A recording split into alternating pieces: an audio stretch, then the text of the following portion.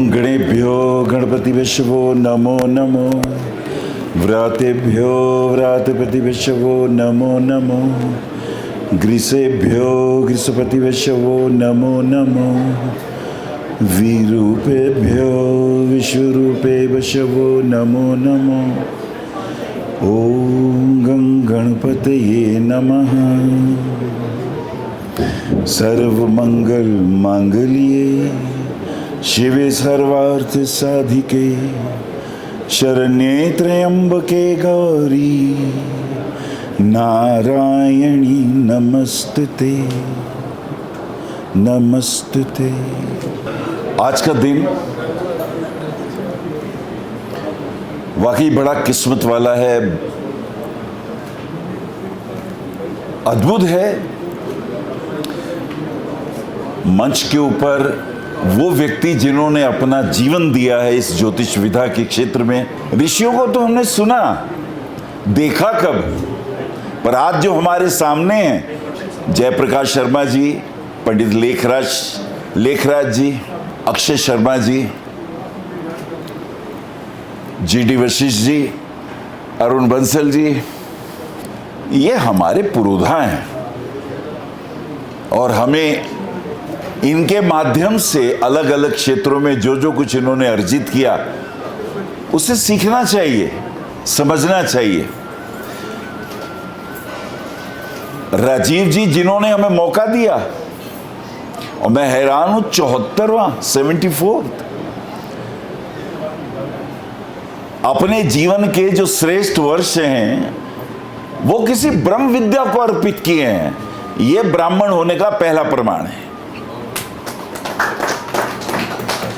धर्म, अर्थ और काम मोक्ष 4 पुरुषार्थ होते हैं। धर्म से अर्थ कमाया जाए और उस अर्थ से अपनी कामनाओं की पूरी सिद्धि की जाए और उसके बाद अपने जीव का भी कल्याण करे कि मेरा जन्म क्यों हुआ है, मैं किस लिए आया हूं।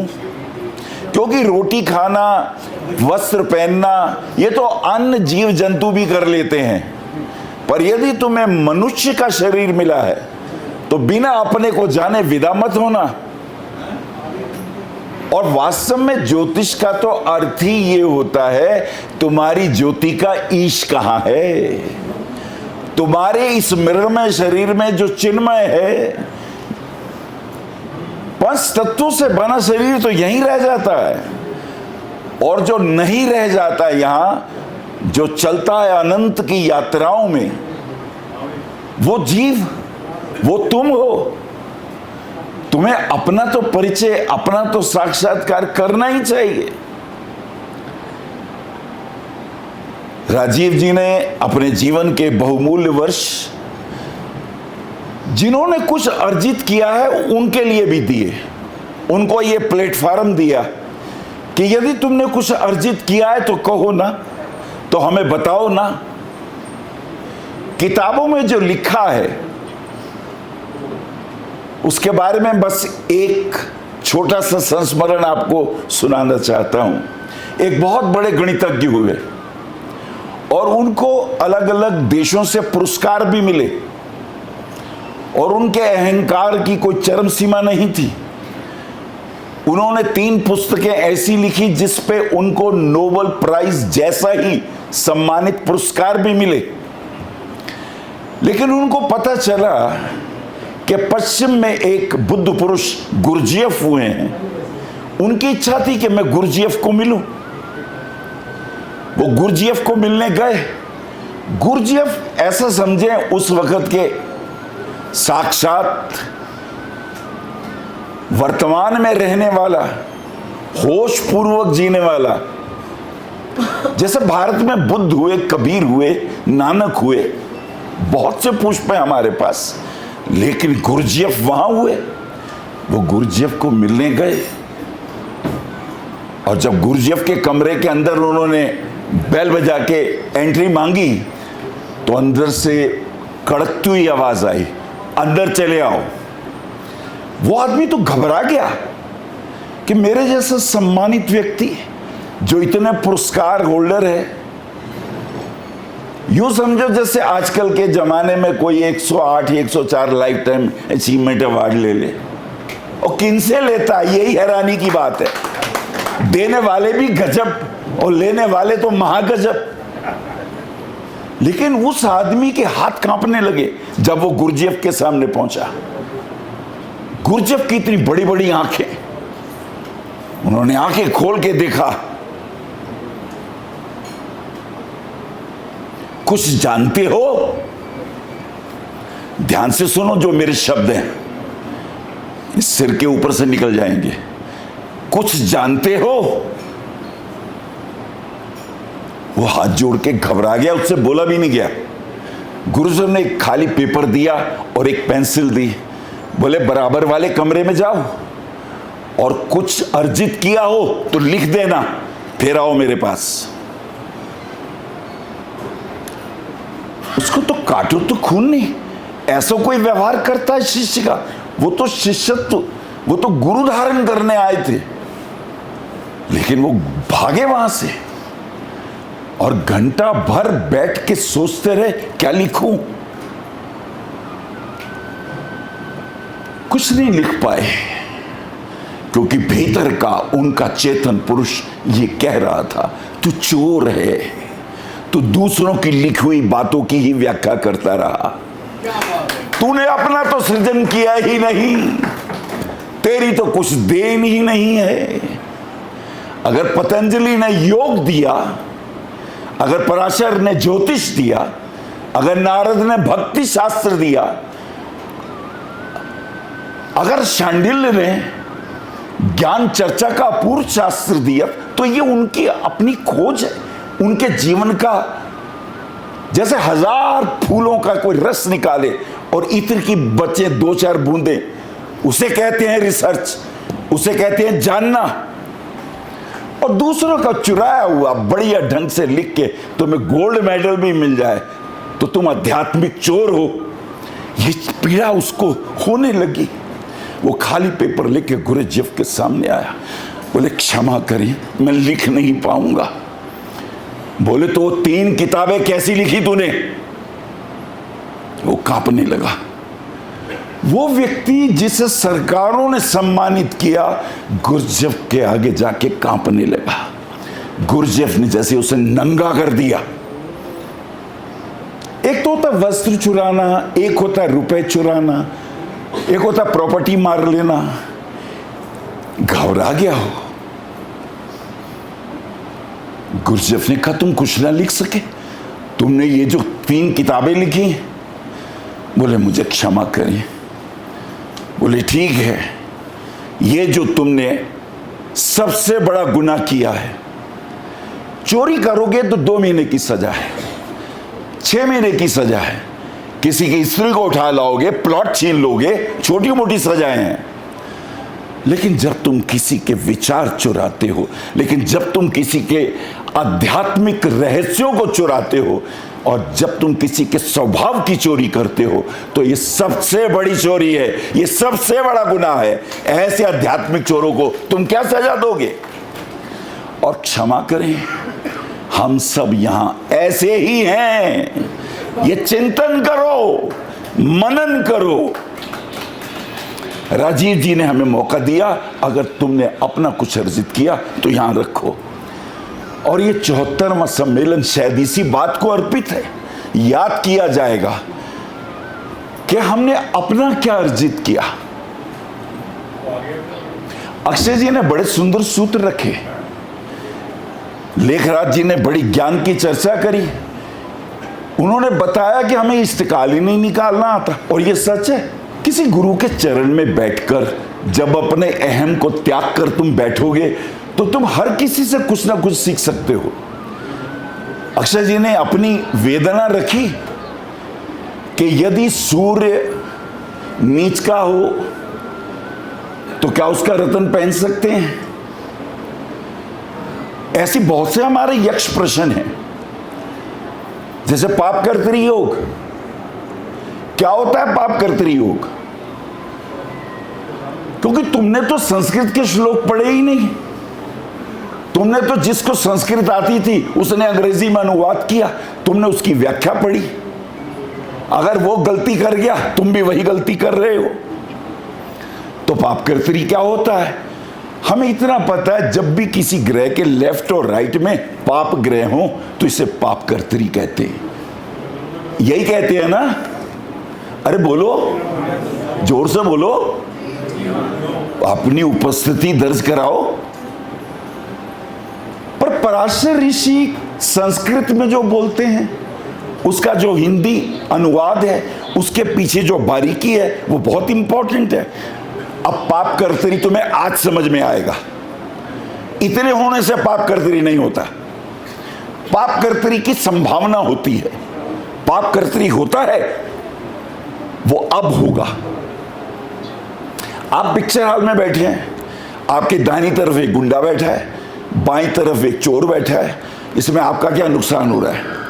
क्योंकि उनका ध्यान आपकी तरफ नहीं है, सब पिक्चर देखने में लगे हुए हैं। पर कब होता है? जब उसका ध्यान तुम्हारे पे आ जाए, जब चोर का ध्यान तुम्हारे बटुए पे आ जाए। अब हुए तुम असुरक्षित। दोनों के विचार, दोनों की मानसिकता आपके प्रति केंद्रित हो जाए। तो ज्योतिष में कैसे देखते हैं इसको? आप सब लोग ध्यान रखें इस सूत्र को। पाप कर्तरी में उन ग्रहों की दशा अंतर्दशा में कष्ट तब होता है यदि दूसरे भाव में बैठा हुआ प्लैनेट वक्री हो। जैसे राहु दूसरे भाव में हो, वो वक्री हो, कमिंग टुवर्ड्स दी लगना। और 12वें भाव में बैठा हुआ ग्रह मार्गी हो, गोइंग टुवर्ड्स दी लगना। This is now very close, क्योंकि दोनों लगन को, लगन अधिपति को अब पिंच कर रहे हैं। अब उनकी मनोदशाएं आपके प्रति अच्छी नहीं हैं, और यदि उनकी दशाएं अंतर्दशाएं भी हैं तो अब बना पाप कर्तरी। अब बजाओ ताली। सुना तो था ये योग, समझा तो नहीं था। आज समझ में आया। बोलो जोर से, आया कि नहीं आया? ऐसे तो मैं वक्री ग्रह पे भी बोलूंगा, ऐसे तो नीच ग्रह पे भी बोलूंगा, ऐसे तो पोषक ग्रह भी समझना पड़ेगा, ऐसे तो दग्ध ग्रह भी समझना पड़ेगा। अक्सर हम घबरा जाते हैं, ओ ऐते अस्त हो गया जी, ऐते ग्रह अस्त हो गया। अस्त ग्रह नष्ट नहीं होता, अस्त ग्रह होता है। अब लेखराज जी के साथ मैं बैठ जाऊंगा तो मैं अस्त हो ही जाऊंगा। लेखराज जी का चमत्कार, उपलब्धियां ज्यादा हैं, लेकिन मैं नष्ट नहीं होऊंगा, मैं नष्ट नहीं होऊंगा।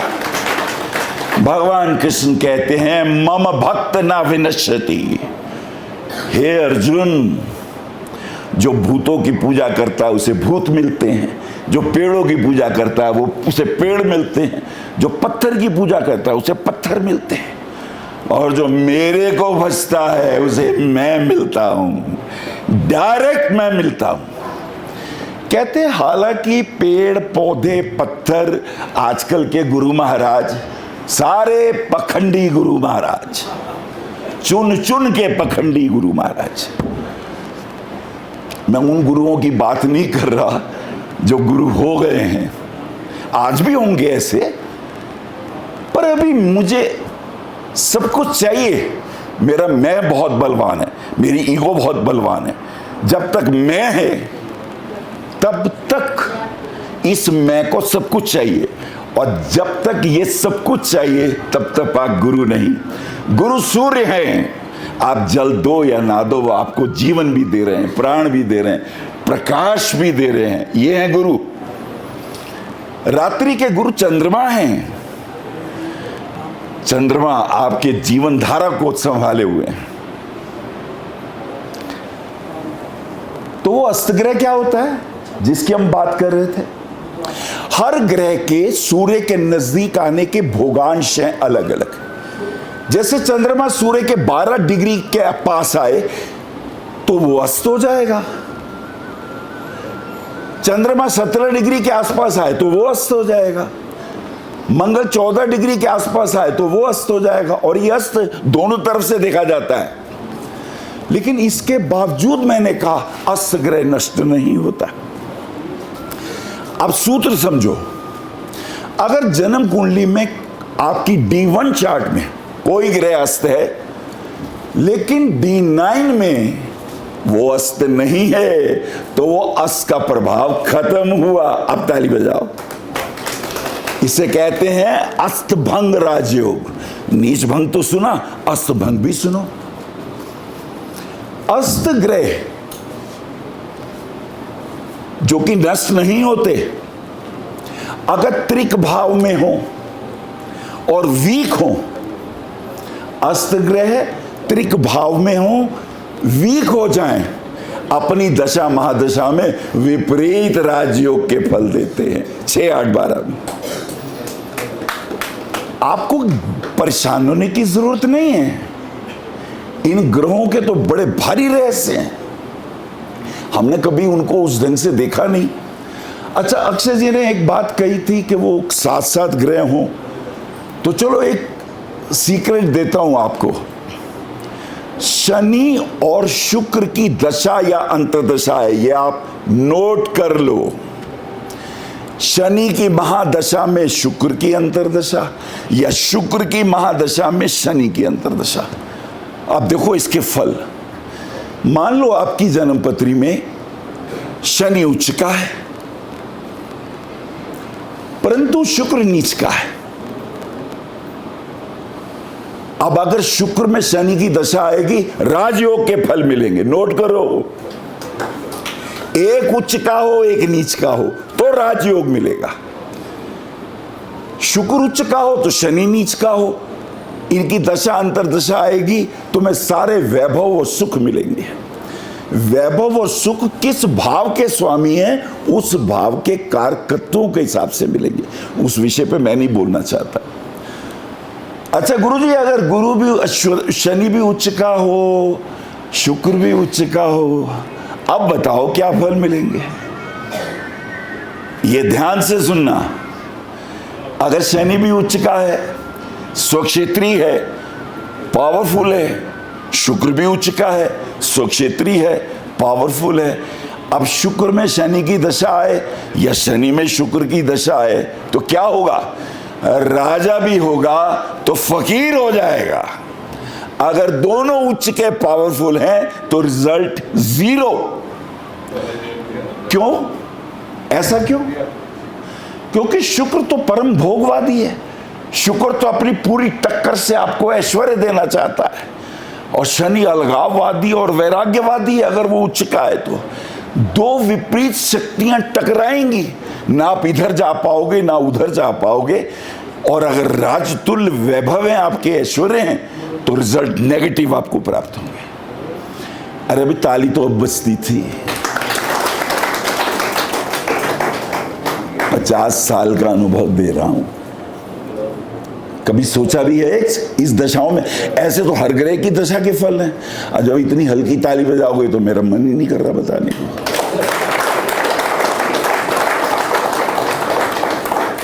चलो सूर्य शनि का योग बताता हूं।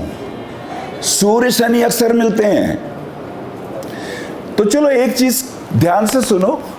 सूर्य प्राण ऊर्जा है, सूर्य अभिमान है, सूर्य स्वाभिमान है, सूर्य राजा है। सूर्य के साथ अगर चंद्रमा आएगा तो ध्यान रखो, लेने वाला चंद्रमा होगा, सूरज नहीं। यहां सूर्य बॉस हैं, साथ में जो ग्रह आएगा वो हाथ जोड़ के लेगा सूर्य से। तो चंद्रमा क्या लेगा? चंद्रमा क्या करता है भाई? भावनाओं का, मन का कारक है, भावनाओं का, समर्पण का, प्रेम का।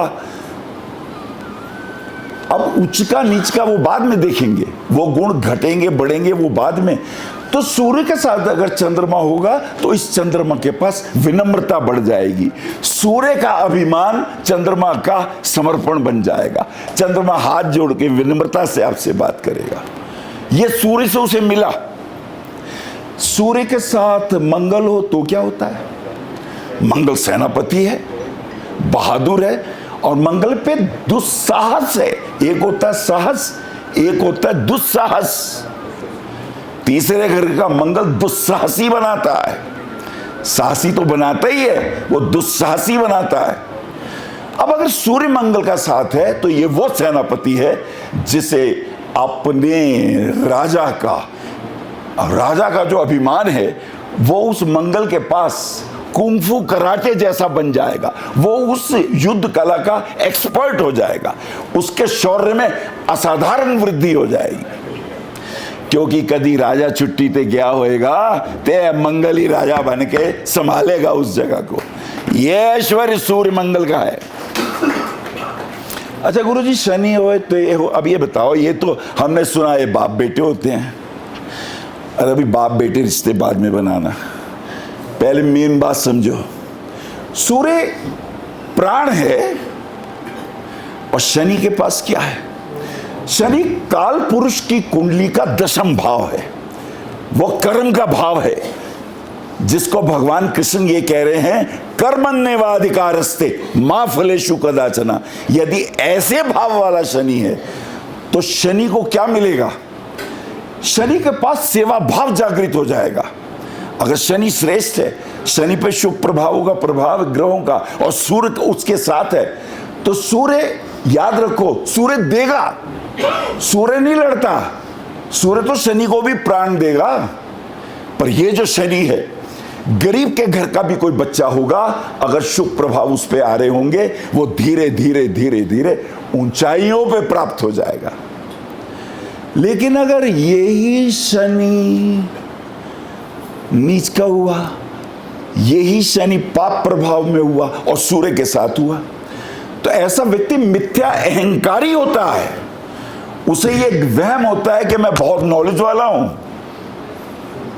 मूर्खों की तरह व्यवहार करता है, लेकिन उसे लगता है मैं बड़ा ज्ञानी हूं। वो अपने क्रोध में, अपने आवेश में आके अपने परिवार के संबंधों को खराब कर लेता है। हमेशा याद रखो, युतियों में जो फल आते हैं वो बड़े डिफरेंट हैं। अब मान लीजिए D1 के अंदर तो ये खराब मंगल था सूर्य के साथ, या शनि खराब था सूर्य के साथ, लेकिन D9 में वो श्रेष्ठ हो गया। तो लड़ता हुआ, बाद में क्षमा याचना करता हुआ, ये अपने को सुधार सकता है। D9 will decide. हमेशा D1 चार्ट से देखो, जिस रिश्ते की बात करनी हो उसे D9 में चेक करो। अच्छा, बच्चों का देखना है तो D7 में चेक करो। आपने अपनी प्रॉपर्टी का देखना है, D4 से चेक करो। अच्छा, आपने बीमारी का देखना है, मुझे कौन कौन सी बीमारियां होंगी, तो बीमारी के बारे में कुछ गहरे सूत्र। बृहस्पति बीमारी को बढ़ाता है, पहला सूत्र नोट कर लो। क्यों? क्योंकि बृहस्पति की दृष्टि प्रसार करती है। अच्छे को देखेगा अच्छे का प्रसार, बुरे को देखेगा तो बुराई का भी प्रसार करता है, रोगों के मामले में, बीमारी के मामले में, लेकिन एक सीमा तक करता है। वो आपको मारता नहीं है, क्योंकि वो जीव है, वो आपको जीवनदायी भी है, वो आपकी रक्षा भी करता है, लेकिन एक सीमा तक बढ़ाता है। प्रॉब्लम तब होती है जब बृहस्पति एक सीमा तक रोग को बढ़ा देता है, and then this combination will have the aspect of Rahu. जब राहु का एस्पेक्ट उस सीमा पर पहुंचता है जिस सीमा पे बृहस्पति ने रोग को बढ़ाया था, तो वो आपकी सीमा के बाहर हो जाता है। राहु उसे लाइलाज बीमारी के रूप में कन्वर्ट कर देता है। कैंसर योग इसी योग से बनता है। राहु का एस्पेक्ट आपके प्रभावों को, शुभ प्रभावों को अनियंत्रित करता है। जुपिटर बढ़ाता है पर नियंत्रण में रखता है, उसका इलाज हो सकता है। लेकिन अब जब राहु जब तक दशा अंतर्दशा रहेगी, अब ये क्योरेबल नहीं है। ऐसे में आपको ध्यान से, साधना से, योग से अपने उस समय को निकालना है, और जब राहु की दशा निकल जाएगी, अगेन इट इज क्योरेबल। ये सूत्र याद रखना, ये है महत्वपूर्ण बात। उपचय भाव बड़े कीमती होते हैं, इसको बिना जाने ज्योतिष का मजा ही नहीं आता। लेकिन उपचय भाव के साथ साथ त्रिखड़ाय का भाव भी बड़ा महत्वपूर्ण होता है। त्रिखड़ाय के भाव में 3, 6, 11 त्रिषट आय, नाम है त्रिषट आय, तीसरा, छठा और आय 11, और बोलचाल की भाषा में इसे त्रिषडाय भी बोला जाता है। इसके स्वामी जिस भी भाव में जाके बैठते हैं वहां उपद्रव करते हैं, उस स्थान के भावों को परेशान करते हैं। त्रिखड़ाओं की दशा अंतर्दशाओं में कष्ट आते। अगर आपके सामने कोई पत्री आई है और आपने देखा त्रिखड़ाय की दशा अंतर्दशा चल रही है, तीसरे भाव की अंतर्दशा में साहस की कमी, अपनों से धोखा, बगल में छुरी वाले बंदे आपके पास खड़े होंगे। छठे भाव की दशा अंतर्दशा चल रही है, रोग, रिपु, ऋण किसी भी सीमा तक हमें तंग कर सकते हैं, कोर्ट कचहरियां हो सकती हैं। 12वें भाव की अगर स्थिति है तो हॉस्पिटलाइज हुआ जा सकता है। 12वें भाव की जो स्थिति है वो हमें अनियंत्रित खर्चे, और जो बेटियां आजकल तलाक के चक्कर में पति से लड़ वो एलमनी मांगती हैं। तो ये त्रिखड़ाय जो है वो 3, 6, 11 है, लेकिन इसको कंट्रोल कौन करता है? क्या त्रिखड़ाय को हम कंट्रोल कर सकते हैं? याद दिलाऊंगा पराशर ऋषि का वो रहस्यमय सूत्र। अगर तुमने ये देख लिया, बेशक त्रिखड़ाय 3, 6, 11 में पाप ग्रहों के प्रभाव हमारे केंद्र और त्रिकोण के भावों को परेशान कर रहे हैं, लग्नेश हमारा दुखी है, कष्ट में है, तो फौरन देखो उपचय भाव, उपचय भाव इसको ठीक करता है। उपचय भाव का सूत्र है 10वां भाव। उपचय में 3, 6, 10, 11 है, और त्रिखड़ाय में 3, 6, 11 है। जब 10वें भाव के अंदर कोई ग्रह आ जाएगा, इस त्रिखड़ाय का उपाय हो सकता है। अब तालियां बजाओ। उपचय का अर्थ होता है ग्रहण करना, शीघ्रता से प्राप्त करना। त्रिखड़ाय का अर्थ होता है तकलीफों को, परेशानियों को लंबा कर देना, और कहीं त्रिखड़ाय में राहु का प्रभाव आ गया तो अनियंत्रित कर देना। लेकिन किसी की भी जन्म पत्री में तीसरे, छठे, 10वें, 11वें इन 4 भावों में अगर शुभ ग्रह होते हैं, वह गरीब के घर में भी पैदा हो, राजा हो जाता है। अब तालियां बजाओ, इसे वसुमान योग कहते हैं। वसुमान योग। शुक्र देख लो, बुध देख लो, गुरु देख लो, क्या तीसरे, छठे, 10वें, 11वें हैं किसी के? तीसरे से बलवान छठा, छठे से बलवान 10वां, 10वें से बलवान 11वां। ये वो छोटे छोटे सूत्र हैं जिससे हम पकड़ पाते हैं कि किस प्रकार से त्रिखड़ाय का उपचय हम कैसे बनाएं।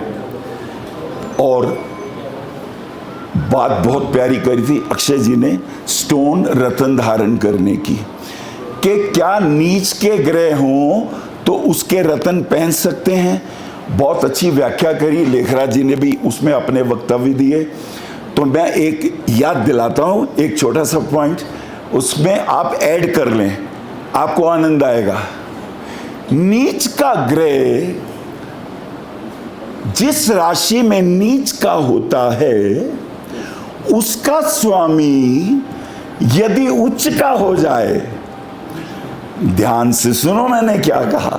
मान लो सूर्य तुला राशि में नीच का, अब सूर्य जिस राशि में नीच का हुआ, उसका स्वामी शुक्र यदि उच्च का हो जाए और उच्च का होकर केंद्र में हो, या तो लगन से या चंद्रमा से, तो ये नीच भंग हो चुका। ये बहुत बड़ा राजयोग है।